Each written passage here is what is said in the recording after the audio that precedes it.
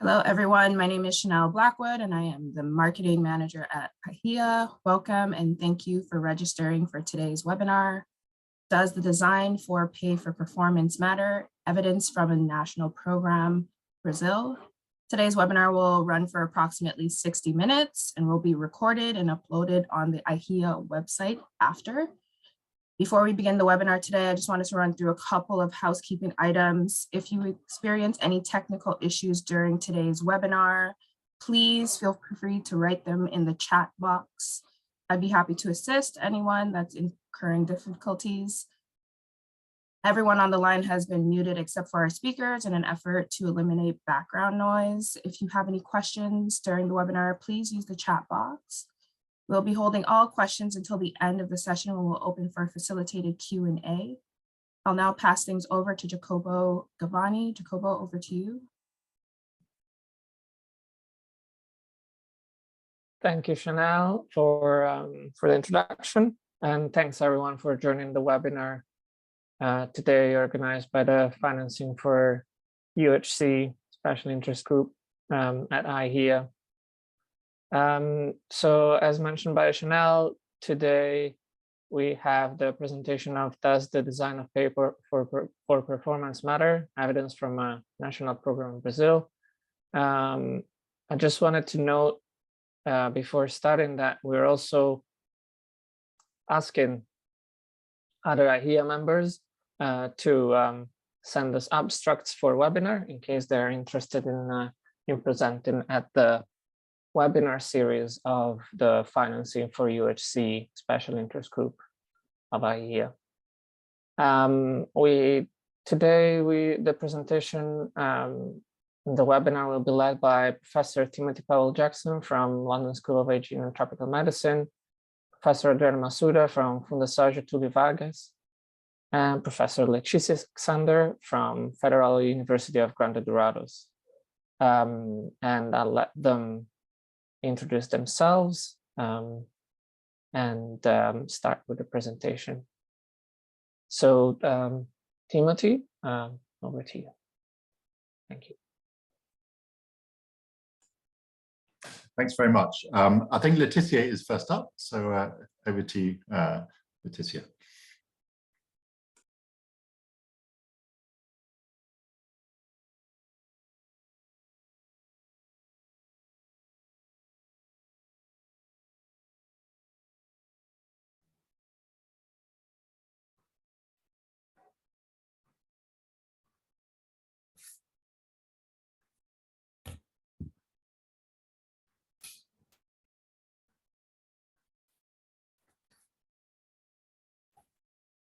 Okay, so hi everyone. My name is Letícia. Just to introduce myself, I am a health economist and a professor in the Department of Economics at Federal University of Grande do Rados in Brazil. I received my PhD in economics from State University of Maringá in 2017, Brazil as well. And today I'm going to present on behalf of PMAQ team. So the paper that I'm going to present is Does Pay for Performance Design Matter? Evidence from the Brazilian P4P scheme.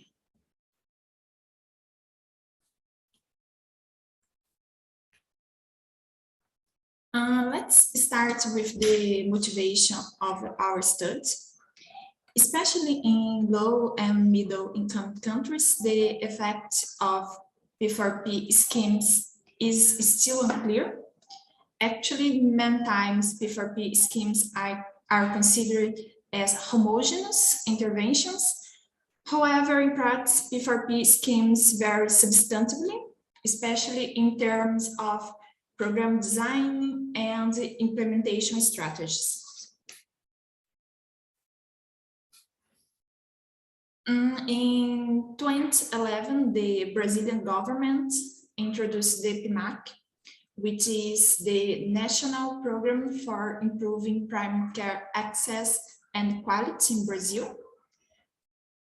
What's really interesting about the Brazilian program is that isn't a rigid model, but a more flexible model. Here we can see how PMAQ implementation works in Brazil. So first, the Ministry of Health provide financial bonus. So there are some rules at national level. The municipality receives the bonuses from the federal government and have autonomy to design the scheme and decide how to implement the program. And based on the results, performance of health teams, the health teams receive a score. The score is important because the size of bonus depends on that score.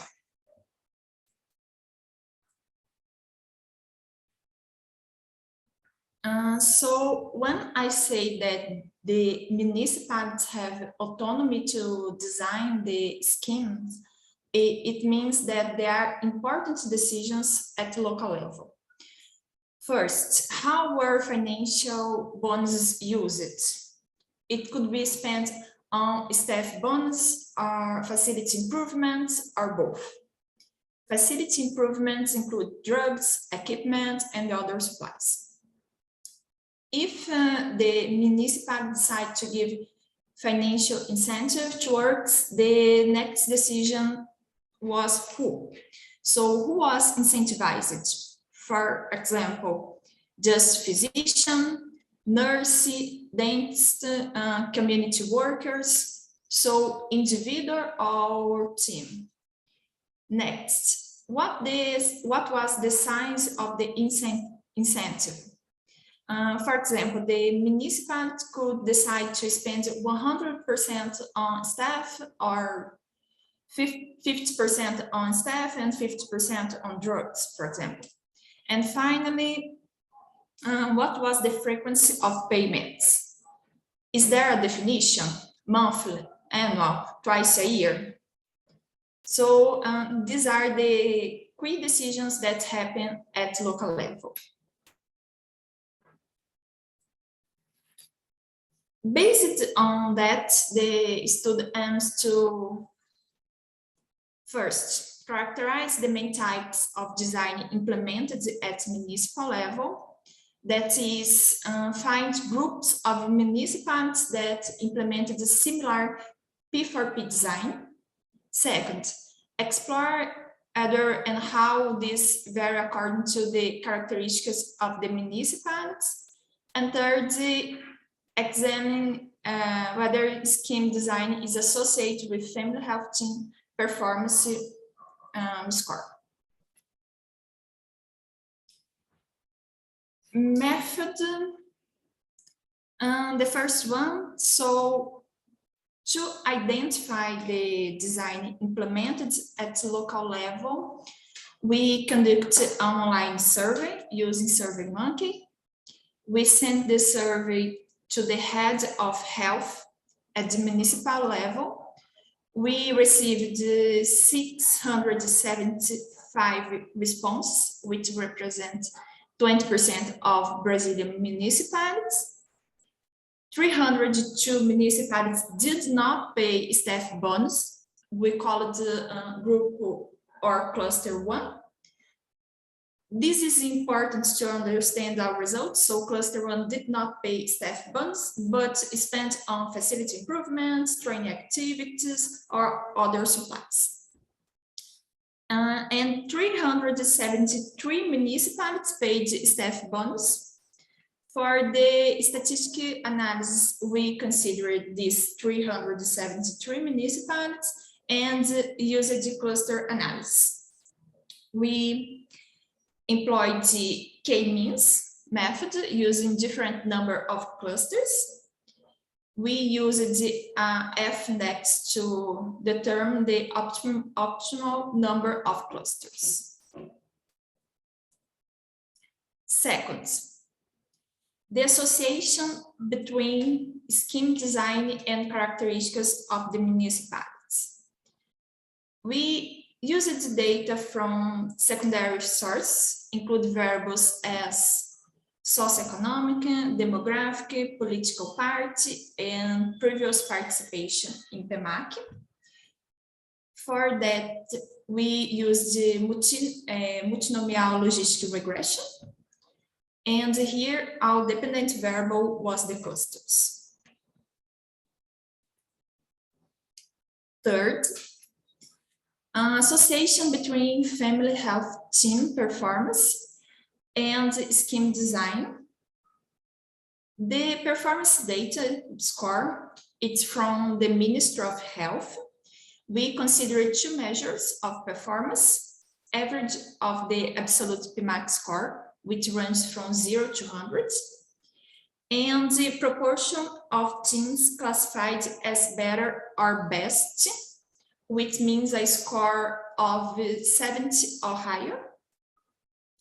We use the multiple linear regression and include the same control variables. Here, the dependent variable was the performance.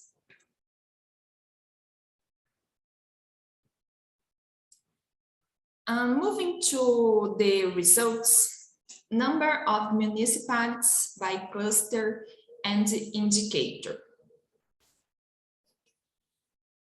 Using the cluster analysis, the 373, here the total, 373 municipalities were gathering in 4 clusters, so 2, 3, 4, and 5. These 4 groups represent different empirical combination of design features. We can see the difference between the groups. First, in terms of size of incentive, cluster 2 had a small allocation of PMAQ resources for financial incentive. Cluster 3 and 5 had a high allocation of PMAQ resources, and cluster 4 a middle allocation of PMAQ resources.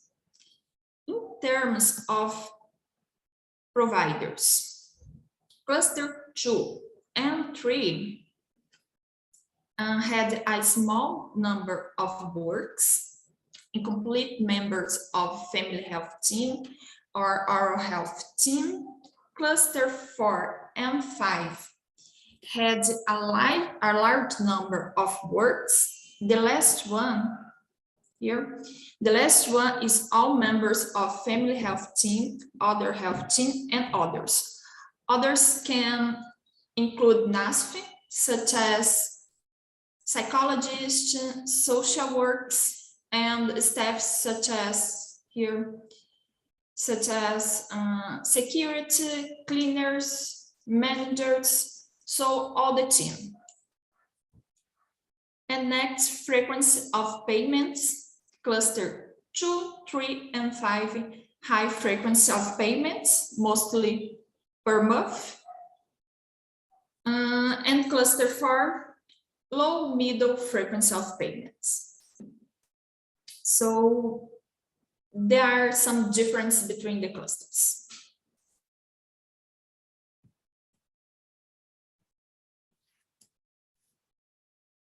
This table shows the associated factor with PMAQ clusters at municipal level.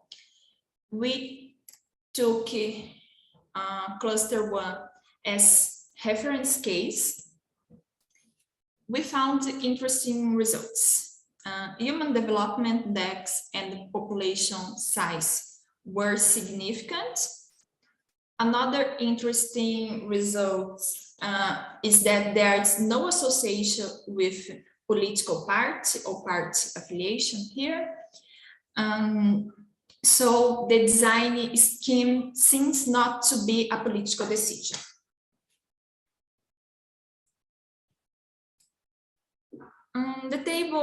This table shows the association, the association between PMAQ performance and the clusters. Again, cluster 1 was the reference case here. what we can see is municipalities that paid the staff bonds were associated with higher performance. We found positive coefficients for all clusters.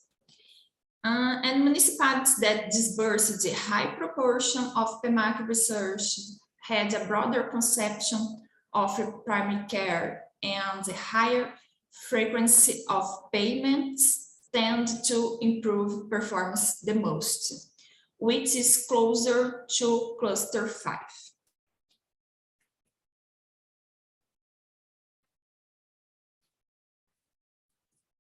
We also run sensitive analysis. First, we consider the indicators separately, size, provides, and frequency, instead of the combination of the 3 indicators.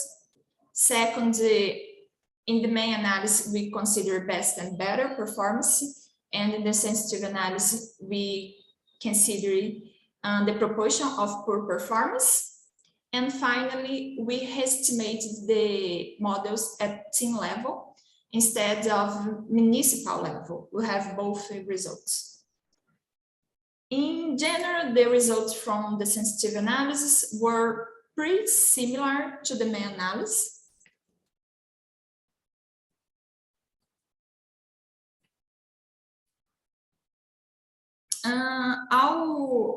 Our study has some limitations. The first concern is about the memory bias. We asked the head of health at municipalities questions about the 3rd round, so the answers were susceptible to memory bias. Second, we have a small sample, so we need caution to extrapolate our results. And third, it's about the PMAQ score. It was calculating considering almost 700 indicators, so might not properly represent health outcomes.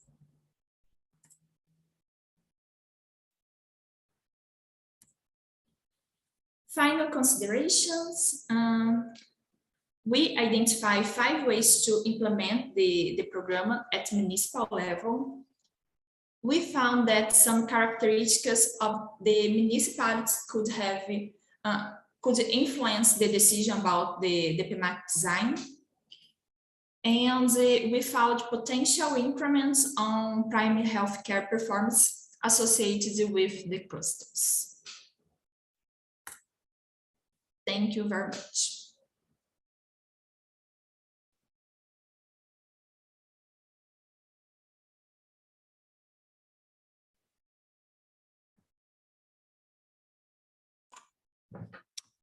Thank you very much, Leticia. I'm going to share my slides now for the second presentation.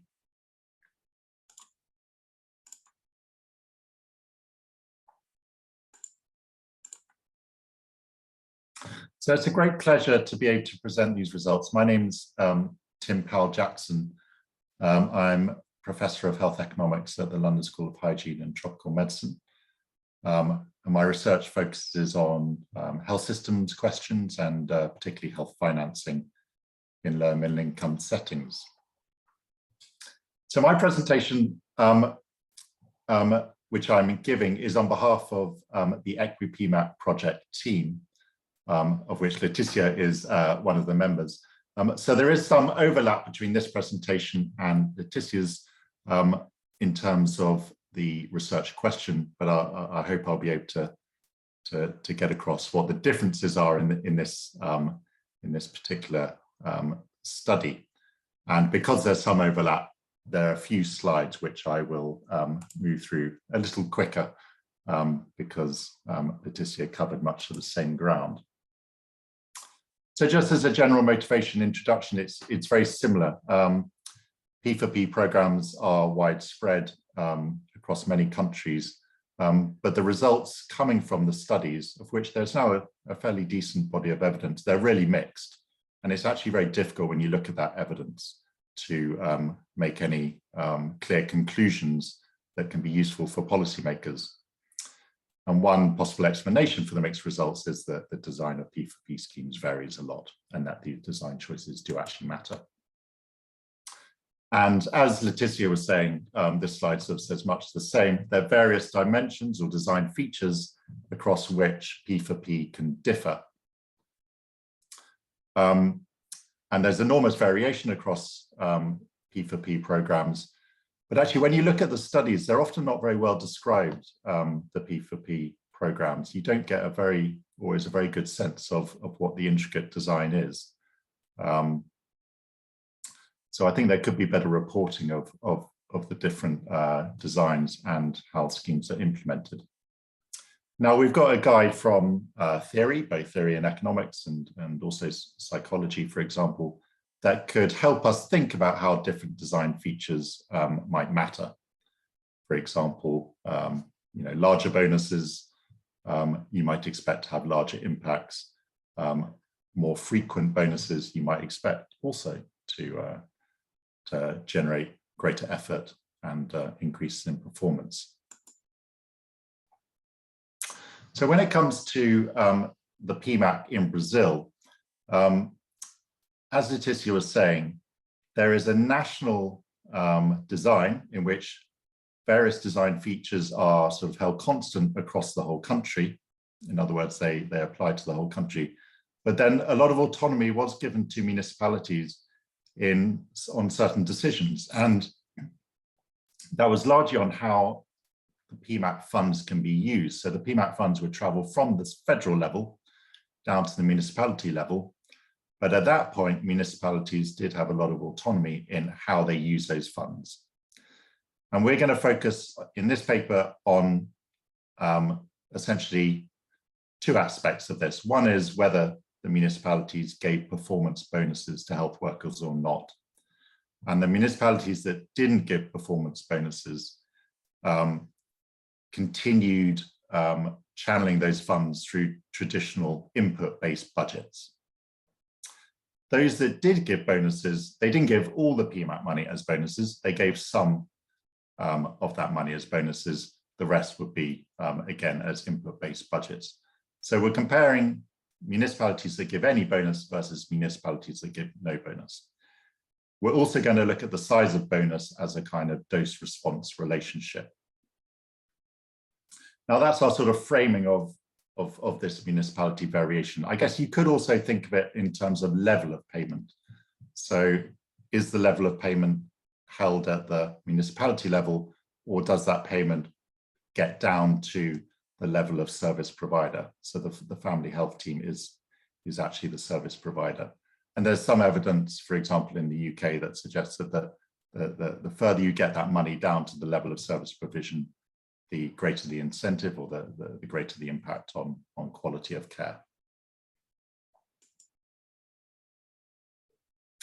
So just to formally state our study aim, we were examining whether performance bonuses given to family health team workers, so at the level of service delivery, were associated with changes in quality of care in the context of this overarching program called PMAQ. And then some sub-questions: does the size of bonuses matter?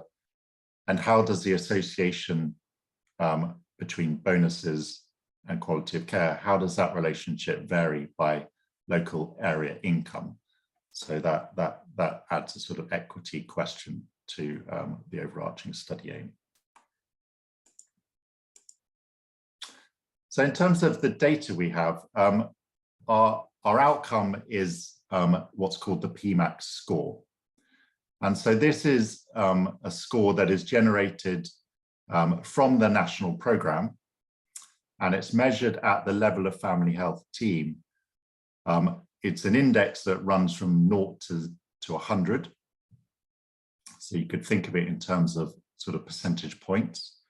And the PMAQ score itself is based on around 600 individual indicators. So it's horrendously complicated. And not only does it have a lot of indicators, but these indicators are used to create the index in quite a complicated manner. So each indicator had a target, and then various points were given for the achievement of those targets. And then this is all aggregated up into an index. we've got the PMAQ score at round 1, which is a baseline, and then we've got the PMAQ score around 4 years later in 2015 for the same family health teams. So we've got a panel, as it were, of family health teams. So our main measure is we're looking at the change over time in the PMAQ score. And then our exposure, our kind of treatment status is whether the municipality passes on the PMAQ funds as performance bonuses to staff. And we've also got information on the size of the bonus, which is measured relative to the average staff salary. And then we've also got some control variables, municipality level control variables, health facility control variables, and we've also got local area income, which is measured at the level of the family health team. So it's a very fine-grained measure of local area income. This comes from the census. I won't go through this slide in great detail, but it just gives a sense of our sample. This is our initial starting sample. Essentially, we've got around just under 3,500 municipalities, which contain around 13,500 family health teams that are measured in terms of their performance over the 2 points in time. So in terms of the analysis, it's done at the family health team level, and it's based on a panel data. So we've got the PMAQ score at 2 points in time for each family health team in the analysis. Our overall approach, we would characterize as a difference in differences approach. So we're looking at changes over time in PMAQ score between municipalities that did and didn't give performance bonuses. But instead of using the entire sample, what we use is a match sample. So we want to try and improve the baseline balance between our bonus and non-bonus municipalities. So we create a comparison group of non-bonus municipalities through a propensity score defined approach. And importantly, in generating the propensity score defined comparison group, we also use baseline quality of care to try and improve the matching at baseline. We've got various tests to assess the quality of the matching, which I'm not going to present today for lack of time. And then we do a subgroup analysis with respect to local area income of the team. So here's some descriptive data, which shows the PMAQ score, which is our composite measure of quality of care. It shows the change over time. So between the light red or pink and the red. And it shows that in the non-bonus municipalities, and that's on the left, and in the municipalities that did give performance bonuses to family health teams. So the change over time in the non-bonus municipalities is minus 1.6 points. In the bonus municipalities, it's positive 1.7 points. So taking the difference in difference, it's around 4.3 points difference. So if we are taking our assumption of the difference in difference approach at face value, then we could say that the impact is 4.3 percentage points. So that's from the descriptive data. When we look at the size of the bonus as our exposure variable, so dividing those municipalities that gave a bonus into those by size of bonus, here are the descriptive data. So hopefully it's clear that the further you go to the right, the larger the bonus size and the larger the positive change over time in the PMAQ score. So if you take a difference in difference, for example, of the largest bonus, which is on the furthest to the right, in which they are giving performance bonuses which are more than 50% of salaries on average, we get a difference in difference estimate of 8.4 percentage points. And that kind of effect size as we increase the bonus is also increasing, suggesting a dose response relationship. these are the results from these descriptive data. We also ran the regressions to produce the difference in difference estimates. They don't actually change very much from these point estimates that come from the descriptive data. They're actually very similar. And when you produce these from both the unmatched and the matched sample of municipalities, again, it's all, the point estimates are all very close together. We then wanted to understand whether this association between bonuses and our measure of quality of care, whether it varied by the local area income in which the family health teams are located. So we split the sample into 5 equal sized groups of by local area income, and you've got ranging from the poorest up to the richest. And so this shows the difference in difference estimates of the effect of performance bonuses on quality of care within each of these subgroups. And just for the completeness, we've shown the point estimate without matching and then with matching. As you can see, the point estimates don't really differ that much when it's with or without matching. And you've got the 95% confidence intervals around each point estimate there.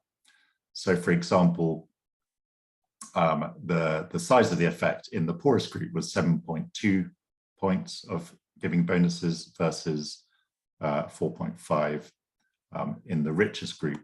And then we also give the relative size of effect relative to the baseline PMAQ score, just to give a sense of the relative effect. So as you can see, there is a sort of a pattern, slightly U-shaped, but the largest effects of bonuses are in the poorest 2 quintiles.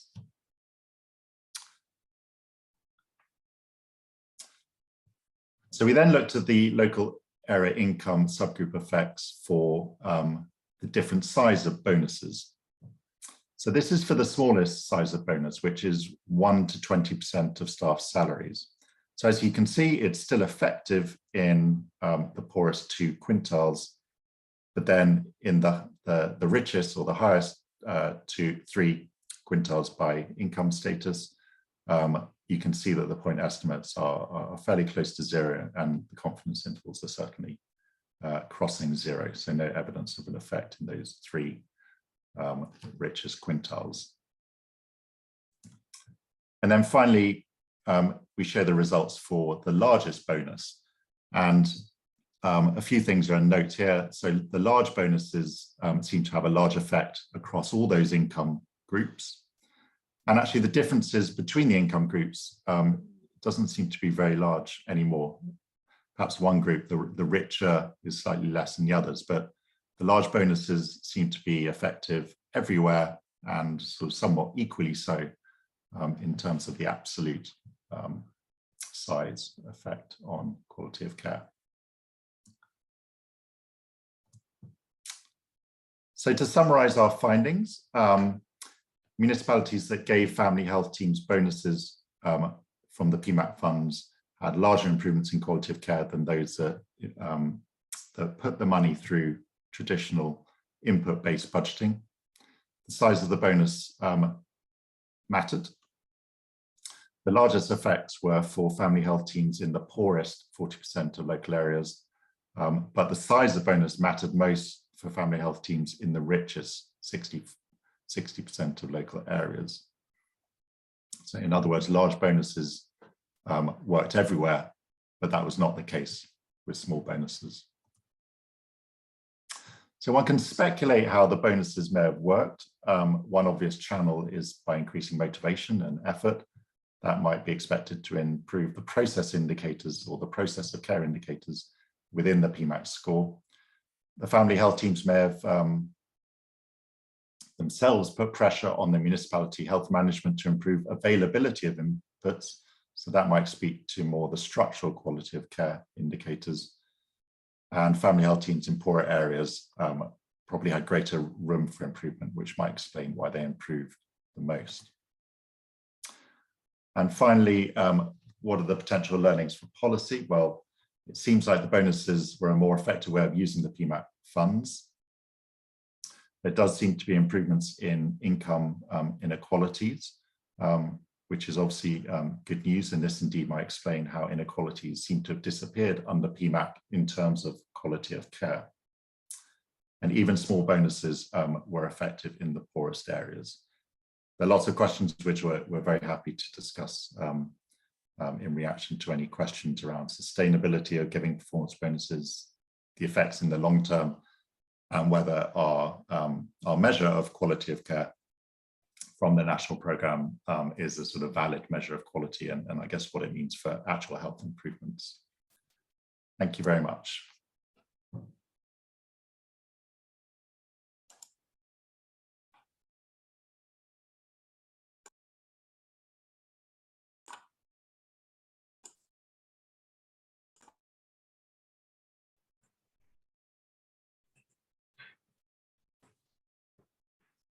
So, good morning, good afternoon, good night. My name is Adrian Masouda.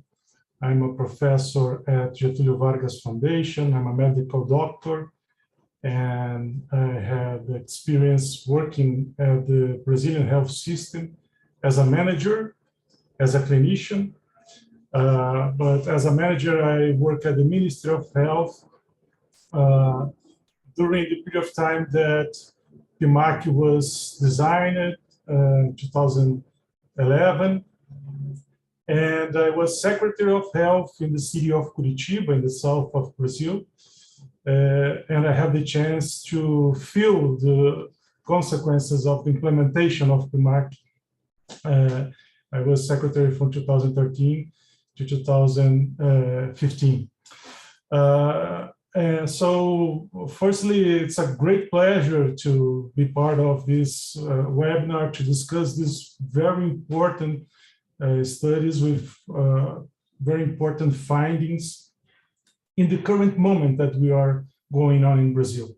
So my comments are going to be brief, but I'm going to try to cover the context of the implementation of PMAQ, the achievements that we had over time, implementing the Brazilian health system reform and primary care policies, and the current moment that we are going on with a combination of political, economical crisis, followed by fiscal austerity policies that implemented several restrictions in primary care policies, including a new financing mechanism for primary care. So PMAQ, unfortunately, doesn't exist anymore. It was replaced by a new scheme, financial scheme.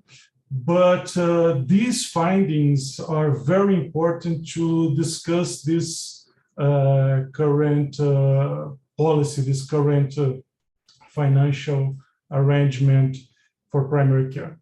So I will share my screen.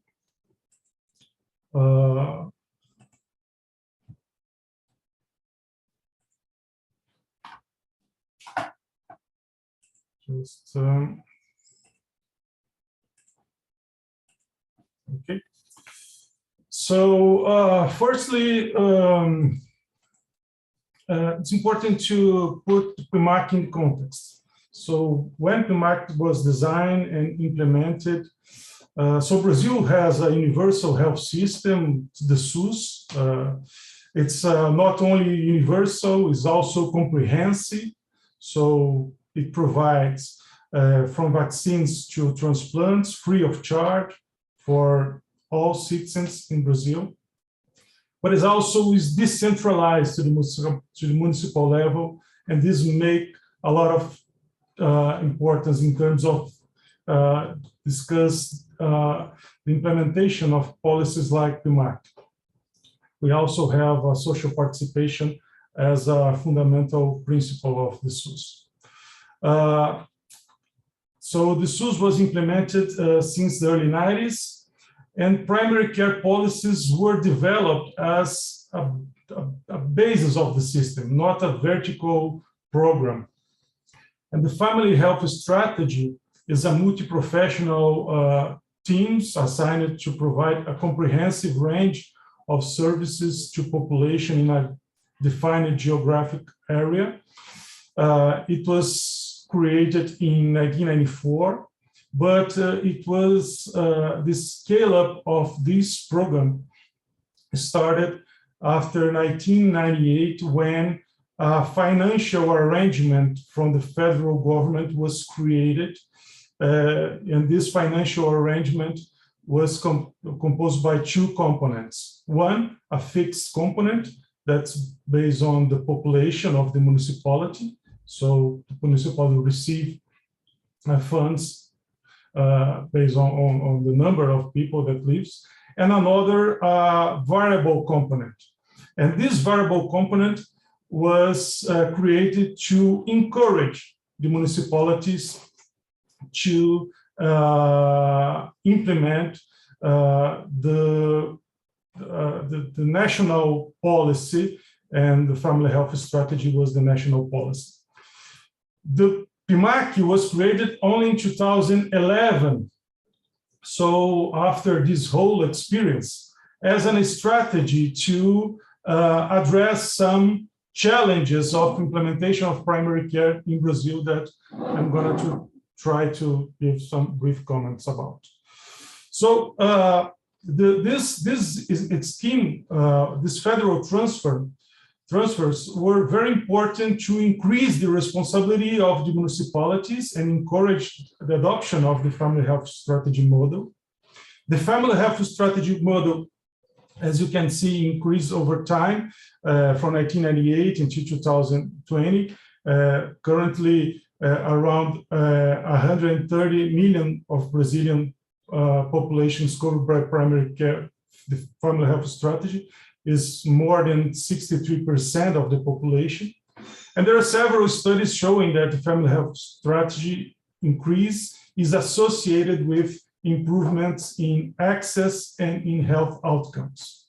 However, some of the health system fragilities, the structural fragilities, including underfinancing, federal underfinancing, fragile regional organization, and inefficient allocation of resources affected the primary health care scale up and also the quality of care. So the average of spending funded by the federal transfers decreased over time, and the municipalities' own revenues increased the most over time. So the municipalities had to take on recurrent paying for health staff, equipment, and supplies in highly unequal conditions. So to hiring a doctor in a poor city is much more difficult than a rich city. So the scaling up of family health strategy happened in a very different way among the municipalities, and the primary care functions also remain,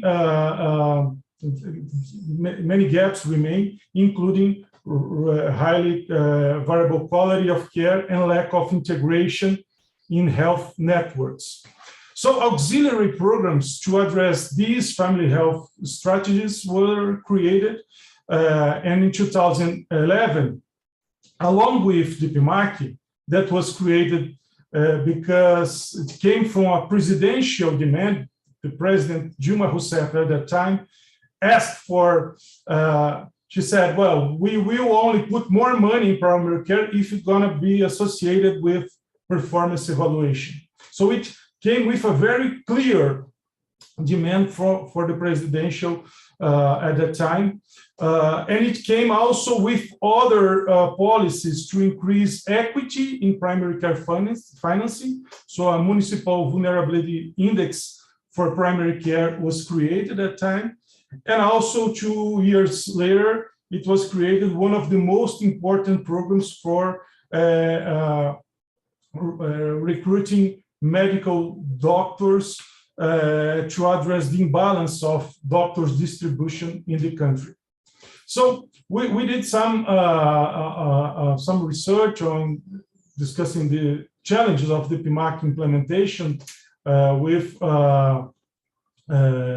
health managers, health system managers, and so some things to discuss here. First is it was the first performance-based payment for family health strategy teams implemented here in Brazil, but it's depend on the engagement of the municipality. So this kind of findings, it was very important to discuss this for the future. And the complexity of the instruments reduced its impacts. And implementation of these several programs, the PMAQ, the more doctors, it was not, it was gradual, not global. And these interconnections and dissociations with planning budget and other weakened the sustainability of primary care policies. So just to conclude, what we observe is that after a period of important increase in the use of primary care services as a regular use for the population in Brazil, from 2013 to 2019, it happened a sharp reduction in use of primary care as a regular use service. Since 2016, restricted reforms in primary care policies were established in line with long-term fiscal austerity policies. In 2019, a new primary care financing policy replaced the PABI with a risk-adjusted capitation and a simplified performance evaluation. And what we observe is that PABI arrangement is crucial for creating a stable source of funds for primary care, and lose it may provoke undesirable fluctuation in primary care financing. So these findings was very important to discuss the mechanism of capitation in a country like Brazil. It could be strong if it will be used for payment family health teams, staff. The way that it was implemented to calculate intergovernment transfers from federal to municipalities maybe could be used only for restriction purposes. So capitation can be available to enhance the financing mechanism if it is integrated with the successful PAB scheme in a blended model. Thank you, and one more time, congratulations for the very important findings that you show for us.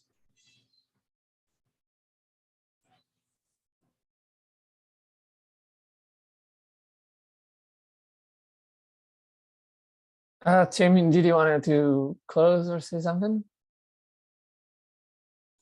No, I was just turning on my video. Good, thanks. Thanks everyone for the presentation and for the interesting paper. I'll ask others in the audience whether there are questions for the presenters or for Adriana, the discussant, regarding what was shown. Yeah, if there's any question or comment or feedback, please feel free to say something in the chat or raise your hand or just come in.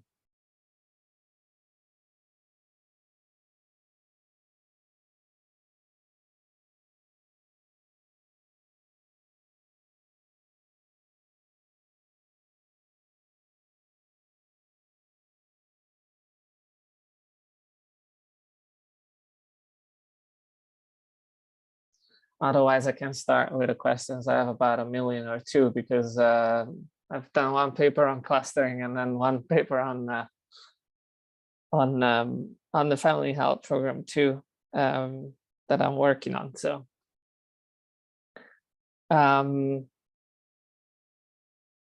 I'll start probably with 2 pieces. First off, I found this extremely interesting, and I'll probably connect with you after this because of that other research that I'm doing on family health teams. I'll start with one question. Adriana noted how the public health expenditure and health financing for primary healthcare context have varied over time quite substantially, and especially in the recent time, probably for the best, it seems. I wonder whether there's any there was any way to address that in the especially in the second, probably in the panel study, but I'm not sure whether there's data available on that or on the first one, and whether there's any comment that you have on that based on the learnings from the paper, because that seems a quite substantial and important change in the past. I'm not sure when the new president was sworn in, but quite a substantial change in the health financing of primary healthcare. Thank you.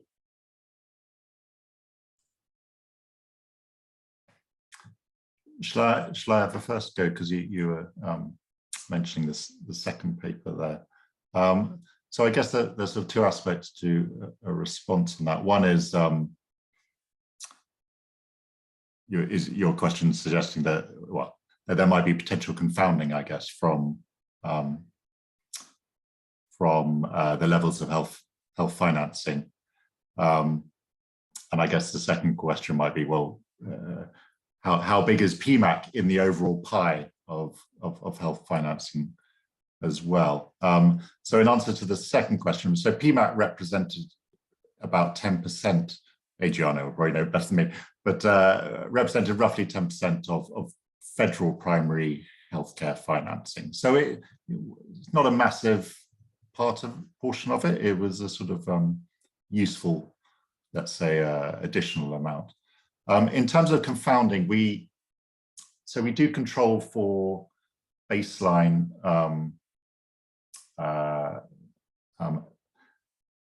baseline funding given to family health teams in terms of the PMAQ funds, and then we also do an additional robustness check on just general health spending as well, and it doesn't change the estimates much. I guess there's, yeah, well, that's only as useful as the data are reliable, I guess. Yeah,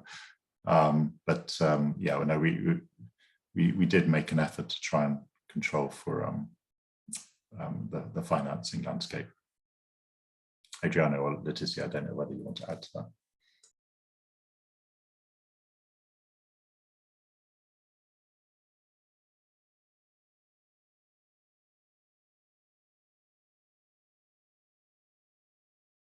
Yeah, the second part that I wanted, that other of my question was more related to the general view on PHC financing and how P4P could work with that. There is a question from YM, a clarification on the last slide. I believe it was on the PAB, on the PAB payments, which maybe need to be clarified a bit. Yeah. So first, I think, first question, when PMAQ was implemented, it was when the difference of the federal funding decreased over time and the municipalities increased over time. So this difference increased because after 2013 and 14, the country entered in a important recession, economic recession. So it was a challenge. And for municipalities, I was Secretary of Health at that time. And the resources from PMAQ came to pay the debts that the municipal Secretary of Health have. So it was challenged to pay the health teams. So this context of recession make that the use of this financing resource make more difficult to be implemented to pay the staff. In terms of the clarification, thank you for the question. The PAB was composed by, as I said, by a fixed component, a population-based, and a variable component that was strategic programs like family health strategy, and the PMAQ was included in the variable component. As Tim said, is around 10% of the whole primary care federal financing is the part of PMAQ.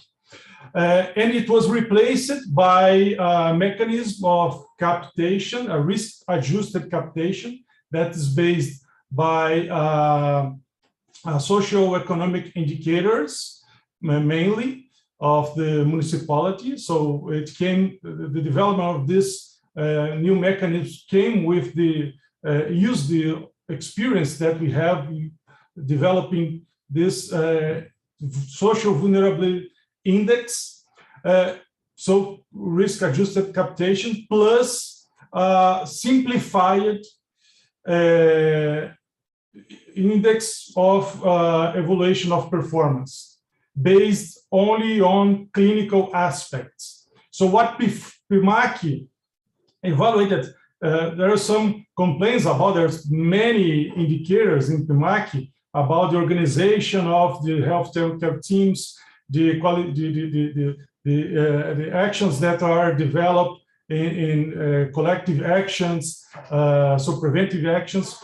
So these new index are much more focused on clinical aspects. So our concern is that the new scheme could limitate universality, because it's not for a whole population, only for people who is registered in family health strategies, and could be selective, only for the indicators that are evaluated.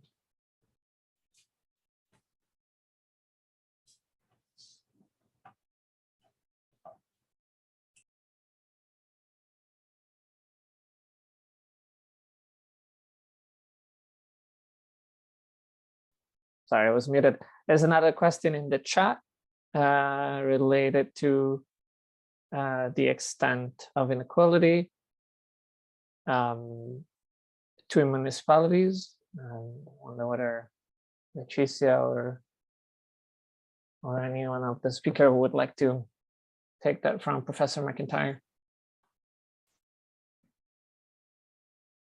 Adriano, I think that's your question. Is huge. Inequality is very huge.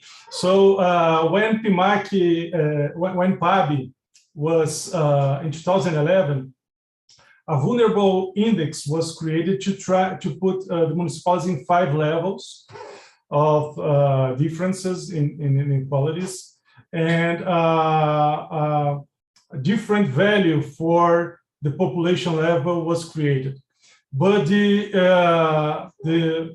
increase of the money was not enough to cover the inequality. So there is a huge inequality between the level of per capita health expenditure among municipalities, including in primary care. I think it's fair to, when talking about health finance, you've got to distinguish between the municipality raised money for health versus the federal transfers, and it's the richer municipalities where there's more industry and more economic activity are able to raise vastly greater municipality locally derived revenue, and that, I think that's big part of what generates that inequality, isn't it, Adriano, in the financing? The federal level can only compensate that so much. Exactly. It depends on the capacity of the fiscal capacity of the municipalities, and is very different. And what happens, because we need to understand with the health system fragilities. So the regional level that could try to equilibrate that balance this difference, it was not implemented. So it was the federal level and the municipality at the other at the other edge, implementing the policy without the support of states. And so this is also another important structural fragility of the Brazilian health system.